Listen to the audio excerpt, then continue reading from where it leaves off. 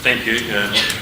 For those who stayed awake yesterday afternoon, I won't bore you again with my discussion on cloud and how much I love the word cloud. And in today's presentation, hopefully I won't mention it too much. What I'd like to do more than mention cloud is to probably focus on the challenges. I think from yesterday's presentations, the ones that I was privy to, and today, there's sort of consensus that what you need to do is collaborate, and the way out of the mire is to do that.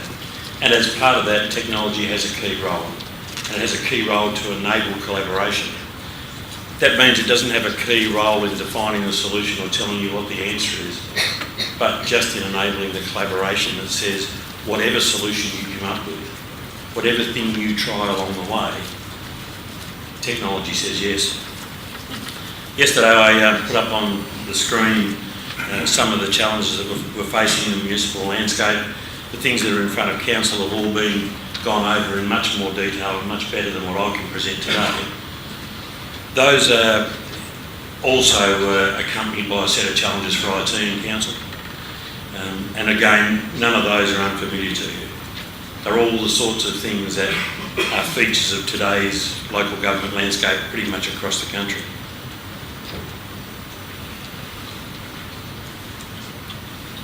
So collaboration is the way out. And how do we do that? Well, for me, and yes, I work for Telstra and I'm a CIO of some 30 plus years, the way out is technology, of course. But how do you leverage technology? Many moons ago, when I was an IT director before I became a CIO, because that's so much different, it was about the same time I think private VPNs merged into cloud. All the same words, obviously. We called ourselves enablers, and really that's what I believe technology's role in assisting local government is to provide a platform that allows you or enables you to do whatever it is that you want without being prescriptive whatsoever. And yesterday, for those of you who were here for my presentation, I went through some questions about cloud. Whose cloud? What cloud? How do I get to the cloud? How come there's 14 different clouds? And why do I have to pick that one instead of that one? And all those questions to me are the wrong things. What you need is a piece of technology that says, I don't care which cloud you pick. I don't care which group of organisations get together to collaborate this time to do that function. Technology will always say yes. It's government. We're doing this in government, so you've got to build that in a contestable, competitive environment. So it can't just be something, it can't be Telstra's cloud, or Amazon's cloud, or Fred Merck's cloud. This has got to be an enabling environment that says you can pick whatever cloud you like. And if you choose to connect to that environment using Optus instead of Telstra, that's fine too. If you then choose to use a different data centre from the Telstra one, that's fine too. This is an enabling platform that says, I don't have a brand on me. And the key role in the middle of that is, in the case of MAB with Telstra, our role is to be a risk mitigator. Because one of the key things that you do in technology is when the more competition you have, and it's great to have competition, because all of a sudden the competitors start to self-regulate each other. You don't have to worry about whether you're getting value for money or not. They make sure that you are because they're competing with each other. But the more you do that, the greater risk you put yourself at. All of a sudden, if we've got someone connected via Optus going through Microsoft to Amazon Cloud, whose fault is it that didn't work? It's his. So we need someone that says, I will guarantee that will work. And I will liaise with those partners to make sure it works for you. And that's really the sort of thing that MAB are looking to acquire from Telstra, is that service assurance risk mitigation. And contestable and competitive, they're catchphrases for government. That's what every government needs to do, is to be able to be in a position where it can justify what it's spent and that it is best practice, best value for money. And simply the vendors, the IT vendors, the providers that don't want to play in that space will perish. Yes, Telstra will go with them, I think, if they don't. But clearly we understand that it is no longer about being the biggest and the best in the town and the only game in town. It's about how you make multiple games work together. I'd suggest you'd want to drive your own priorities and outcomes, not be told by any IT provider what you need to do next. You need to be in charge. and tell the IT provider this is what we've chosen to do, and let's go make it happen, please. I worked for Tasmanian State Government in several roles over a long period of time, from Premier's departments to CIOs of agencies. I think there's about 36 agencies when I got my first CIO position. There are now 8. And one of the things we learned about structural reform was either you do it or you have it done to you. We got it done to us. I'd suggest collaboration might be a way of you doing it to yourselves. The challenges, the business challenges. Biggest one, we're all government, we've all played the game, doesn't matter if it's state or local. Consensus and commitment, we've all got to agree to do something. That's the biggest challenge of the lot. I don't envy the guys in the MAB. We've got to try and get 79 different groups to say, yeah, we will. And the good old government nod at the meeting, is that a great idea? Yeah. Out the door, and how the hell do I not get part of that? So that is a challenge not to be underestimated. We all in rooms like this all agree and think it's a wonderful idea, but when we go back to where we came from, is it still such a good idea? And it might threaten the way that I do business, and it might threaten my empire, so it might be a bit of a challenge to me. So that's a massive hurdle to get over, and that's why it's up number 1. Legal and commercial is a very important piece. We're providing a piece of collaborative technology that allows you to do your work and interact with who you want, when you want, for what you want. I won't go over my presentation for yesterday, but the legal and commercial is about how do you pay, who pays, for what, when. How can I buy just this much and the council next to me buy that much? And there is an equitable structure there for me to buy that. And the legal is more about making sure the players all play nicely together.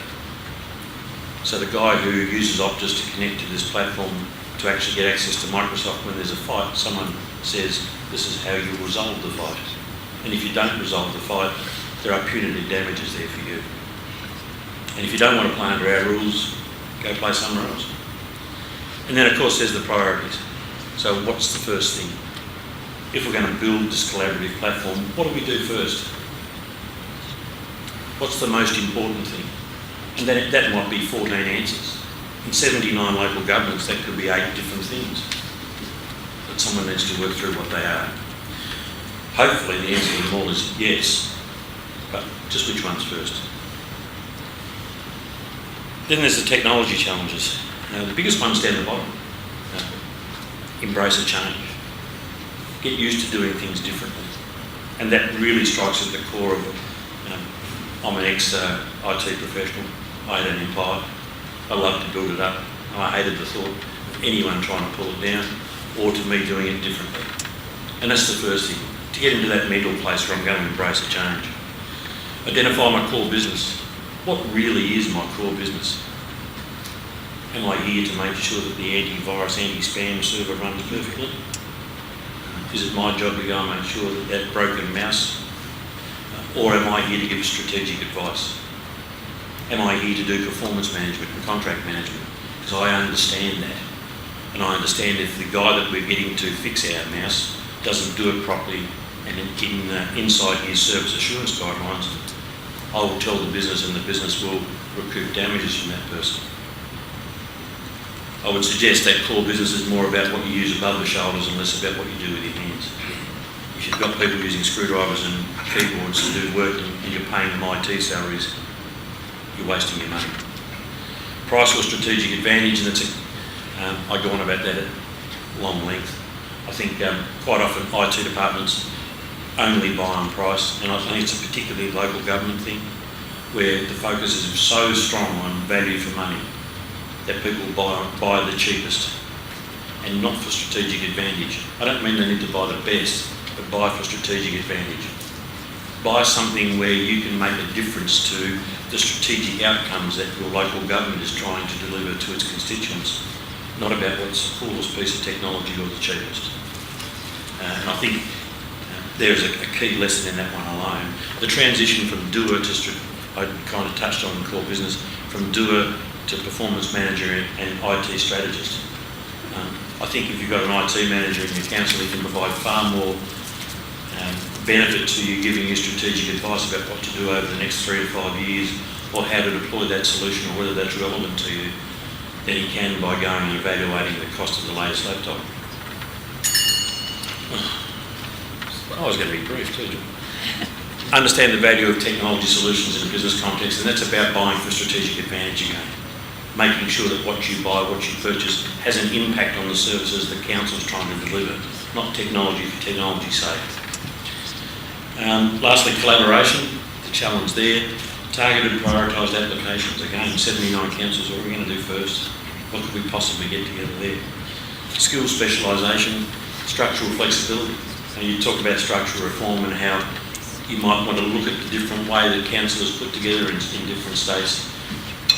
There is all sorts of potential there for skill specialisation and having, retaining elected representatives and driving efficiency through centralising administration and so on in different forms. But a whole lot of thought needs to go into that. Hopefully a collaboration platform will support that. Develop solutions in collectives and seize opportunities. I'm again speaking of Victoria, but when there's 79, 3 people might want to go do something. Well, why not? And that shouldn't impede anyone else's decision further down the track to join or to not join that. And drive your own IT agenda. Be in charge, drive the bus. Don't let the technology people drive it for you. And there's some opportunities out of this. I stole this slide from an MAB presentation. I think it's incredibly relevant. That's what awaits you if you can get it right. I even registered the copyright down the way. Thanks.